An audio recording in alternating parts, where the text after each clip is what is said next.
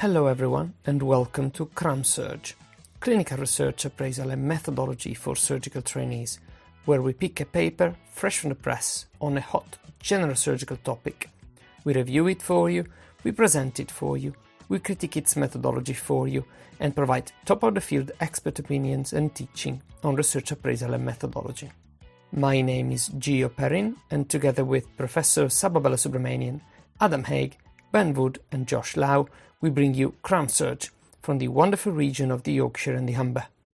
Right, so we discussed a little bit about diagnostic tests last time, and these are the points we touched upon.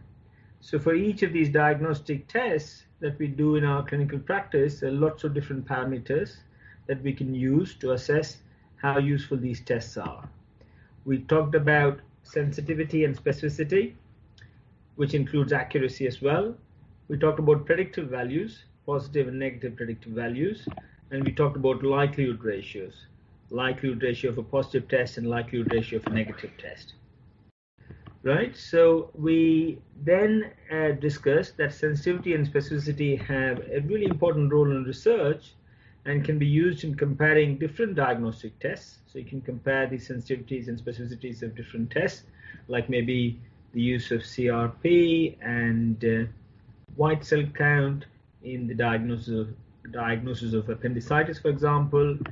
But just the values, the sensitivity value and the specificity value is of little use in clinical practice. Yeah, so we discussed an example and we looked at why sensitivity and specificity are not directly useful for the average clinician. We then talked about predictive values, and I emphasized that predictive values have a really important role in screening, and we're going to talk about that again. And we said that likelihood ratios, the likelihood ratio of a positive test particularly, is really useful in estimating post-test probabilities, and that's why likelihood ratios are of value in clinical practice, right? So if you wanted to look back at these slides, then they're there on the YouTube, they're there on the website, so feel free to have a look again. I thought we should cover two other aspects before we conclude the chapter on diagnostic and screening test. One is the ROC curve, and it fits in nicely with the paper we've discussed today. And the other is the issues in relation to screening tests. So let's look at the ROC curve first. Now, if you have a straightforward diagnostic test, and by straightforward I mean a test that will give you a yes or no answer, then it becomes very easy to use that test in clinical practice. It becomes very easy to assess the usefulness of the test. So if you have an ultrasound that you're doing for right iliac fossa pain, and if the sonologist or the radiologist tells you it is appendicitis or it isn't, then you've got a binary yes or no answer from that diagnostic test, and therefore you can go ahead with the next step in your management pathway. If you do a biopsy on a lump in the lung and you're looking for cancer, then you're expecting the biopsy to be either positive or negative, and then you use the positive or negative result to move forward. What if the test is quantitative? What if the test is a number on a scale? Let's consider an example. Let's say there's a new interleukin, and not necessarily 6, but something called interleukin X, that you're researching, and you're looking at the value of that interleukin in the serum in acute appendicitis, and let's say the values seem to range from 1 to 100 picograms per ml, and let's say you've done a study in appendicitis patients and in controls, and you find that this particular interleukin X is higher in appendicitis patients compared to controls. So you've got a mean value of 70 in appendicitis, and you've got a mean value of 55 in controls. And then you've got this dilemma as to what threshold do I use to say beyond this level you've got appendicitis, or below this level you haven't got appendicitis. So in these kinds of questions, plotting this ROC curve, receiver operating characteristic curve, can help you calculate the sensitivity and specificity, or 1 minus specificity, and I'll explain that in a minute, for each value of this particular interleukin. I've got a dyspeptide here, but let's say is interleukin for the diagnosis of appendicitis. Okay, so here's an example of a ROC curve. We've looked at this in this paper just a few minutes ago. So essentially, in a ROC curve, what you do is you plot the true positive on the y-axis. A true positive is the same as a sensitivity. If you think about it, go back to the formula for sensitivity, you'll realize that sensitivity is the same as true positive. And then on the x-axis, you plot the specificity, or the inverse of specificity, 1 minus specificity, which is simply the false positive rate. So if you take, let's consider this blue line, and let's consider that the blue line represents the value of this new interleukin, and you're looking at it as potential in the diagnosis of appendicitis. What you're saying is, as your sensitivity goes up, for any test, the specificity is going to go down. Or, in other words, the 1 minus specificity is going to go up. So what you say is, because you do not know what value of interleukin X is going to be useful, for every value, you plot the sensitivity over 1 minus specificity. So, and then you get a curve, and that is what is called the ROC curve, or the ROC curve. Now, in an ideal test, you will find that the curve takes the shape of a straight line going right up, and then cutting across and moving towards the upper right corner of the screen. In other words, a test that is useless or of little value will fall along this diagonal, right? A test that is of little value will fall along the diagonal. So the higher or the further away the curve is from the diagonal, the more useful the test is going to be. So if you wanted a really perfect test, then you will hope that the curve will be well away from the diagonal, following my laser pointer, and then you will be able to choose a point on the curve that gives you maximum sensitivity and maximum specificity, or the lowest 1 minus specificity on the x-axis, and it is furthest away from the diagonal. In other words, the area under that curve will be as high as you can get. So you're looking at the area under the curve, which is the area or the area of the graph that's between the curve and the diagonal.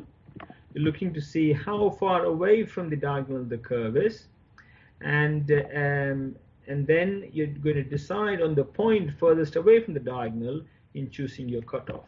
So that is one very important use of the ROC curve. Another use of the ROC curve, as has been described and discussed in the paper, is when you're comparing 2, 3, or 4 different diagnostic scores, if you like, and you want to look at the area under the curve for each of these diagnostic tests, and typically you would choose the test that's got the maximum area under the curve. So that's another useful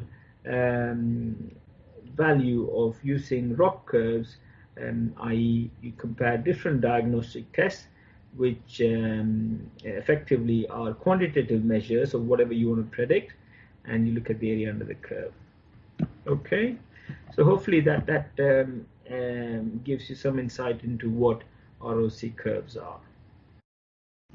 Right, let's then move on to screening tests. So we talked a lot about diagnostic tests, and I thought we should conclude the lecture on diagnostic tests by talking a little bit about screening tests. Now, screening tests effectively are like diagnostic tests. You're looking to see how you can improve the prediction of a particular problem or a disease that you're interested in. The only difference between the diagnostic and screening tests are that screening tests are done in a population that are healthy or do not manifest signs and symptoms of disease. So you do screening tests to hopefully try and prevent disease, or you want to detect disease early. It could be population screening, where you're not really stratifying the people you're screening in terms of their risk of having the disease. or you could be doing opportunistic screening or screening in high-risk settings. So examples in surgery would be screening for malignancies like breast cancer and bowel cancer, maybe screening for aortic aneurysm in otherwise asymptomatic people who may be at risk, and also we're all very familiar with the screening for MRSA. You do a swab, MRSA swab, as a preoperative screening tool. So these are some examples of screening tests, and that's why I think we should be understanding the limitations of screening tests, at least the general principles of the pitfalls of using screening tests. Right. So when we talk of screening, you've got to take a step back and have a think about what would be an ideal screening test. It really depends partly on what you're screening for as well, but the World Health Organization laid down a series of principles where they outlined what would be an ideal screening test, and they were talking about this in the context of infectious diseases and also of cancer, right? So essentially what they say is you've got to be screening for an important health problem, obviously. A lot of these are fairly logical and obvious statements, but it's useful to keep them in mind. And they say that you've got to have a simple, safe, precise, and validated test. They say that the treatment of early stage disease, this is in the context of cancer, sometimes, and also infectious disease, should provide benefit, reduce morbidity, mortality, and outweigh harm. In other words, there should be some benefit in screening early, and you might think this is a pretty commonsensical thing to say, but you'll be surprised how many times in science and research we embark on screening without necessarily having a really optimum strategy to implement when you screen for something early. A typical example would be this discussion about screening for Alzheimer's and dementia and so on, when we may not necessarily have effective treatments to institute at an early stage of the disease. So you might just wonder, what's the point in screening and inducing anxiety when you do not have anything to change the natural history of the disease. Obviously, screening should be cost effective, and you need to be able to demonstrate these days that the intervention would then be of some benefit in improving quality of life and improving survival, and it should be beneficial in terms of cost per quality referring to quality adjusted life here. If it's a very expensive test which does not give you enough life years, then obviously many societies will not be able to afford them. And if you're introducing a screening program in your practice or in your region, then obviously there needs to be a plan for audit and standards, and patients should be fully informed not just of the benefits of screening, but also the risks of screening. Okay, so the key things to remember is that screening tests are associated with a number of significant limitations, and often we tend to overlook these limitations and focus primarily on the benefits. Now, I won't spend any time on the benefits because they are self-explanatory, but I'll just go through a couple of slides on limitations. Now, there are two important limitations you need to think about. One is called the lead time bias, and the other is called the length time or the overdiagnosis bias, right? So any screening test will obviously end up in increasing the incidence of the problem because you're probably detecting the disease early, and you might be detecting a disease in many instances which may not manifest in the course of the individual's lifetime. Okay, so we'll come to lead time and length time bias in a minute. The other things to consider are the psychological impact of false positive test results. This is particularly important in the context of cancer screening. There's also morbidity of treatment and costs of treatment. And when you look at screening tests in cancer, if you look at the literature, you will find that often the discussion is about reduction in cancer-specific mortality. And people don't talk much about whether there is an impact on overall or all-cause mortality in cancer. So if you look at the trials of screening in bowel cancer and colorectal and breast cancer, you will find that the literature is full of how the screening intervention reduces colorectal cancer specific death and breast cancer specific death, but they keep a bit quiet about overall mortality. And you might think that if you reduce cancer specific death, then inevitably you will reduce overall mortality. But if you think about it, that may not necessarily be the case. It may not be that you're really reducing overall mortality, because you might be picking diseases in an elderly population where there are competing risks to mortality. There might be lots of other things that might influence mortality. All right, let's talk about lead time bias. You've probably heard of this in the context of screening, but here is an explanation. So let's assume that you have a person has cancer, say, at the age of 50 and becomes symptomatic of cancer at the age of 50, and then goes to the GP and gets diagnosed and treated in secondary care, and they succumb to the cancer at the age of 60. So they've lived for 10 years following detection, diagnosis, and treatment of that cancer. Let's suppose the same individual was in a screening program for that specific cancer, and the cancer was detected on screening at the age of 45, so 5 years before they would have otherwise detected it by virtue of having symptoms. And let's say you didn't start treatment, or there's no specific treatment for the early diagnosis, and you simply started treatment at 50 and they still died at 60. Now, that particular patient who was screen detected would have lived for 15 years, whereas if they had symptomatic detection, they would have lived for only 10 years. So you can see that even without any specific or beneficial intervention for a screen detected cancer, just by treating them in the usual way, i.e. when they got symptoms, you spuriously are increasing their life expectancy or survival after diagnosis by an extra 5 years without really having offered them any treatment. So this is what is called lead time bias, and this is a fallacy seen in so many observational screening studies that observational screening studies are now considered completely worthless, because they do not take into account the fact that lead time bias could have influenced their results systematically. And that's why it's important that randomized controlled trials are done for screening. And even in randomized controlled trials, sometimes over-analysis of the results can be influenced by lead time bias. Okay, so I hope that makes sense. The next is the bias of overdiagnosis, or some people call it length time bias. And I'll explain this with this figure.